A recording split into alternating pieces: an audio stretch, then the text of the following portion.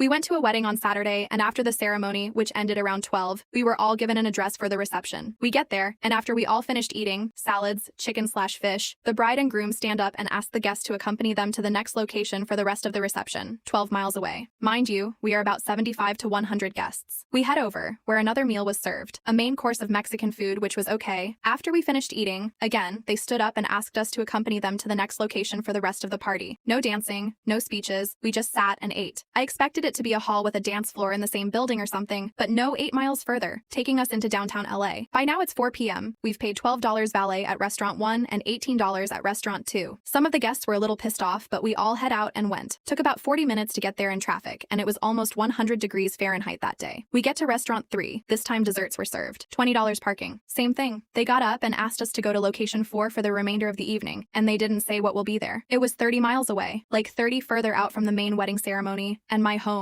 At that point, I'm almost 60 miles away from home. I found out later that there was an open bar and a dance floor, and that's where the party was. At this point, I said my congrats and went home. It was already 7 p.m. and we were sweaty from the extreme heat, overworked, and exhausted from all the driving. I found out yesterday that almost half the guests went home. Now I'm wondering if I did the wrong thing by leaving. I feel bad that they had to go to the main party without almost half of their guests. I also understand that they wanted to do something different and memorable with their wedding, but the driving around was just hectic. It felt inconsiderate to have almost 100 guests driving from place to place in LA traffic just to eat at each location rather than actually celebrate together. And that's not even thinking about the $50 in valet we spent at the 3 places. I asked, and venue 4 was also $18 valet. Maybe I should have just sucked it up, driven the extra 30 miles, and stayed for the actual party. At the same time, it was already 7 p.m. and we'd been doing this for basically the entire day. I would have just sat on a chair fanning myself with my feet up. AITAH?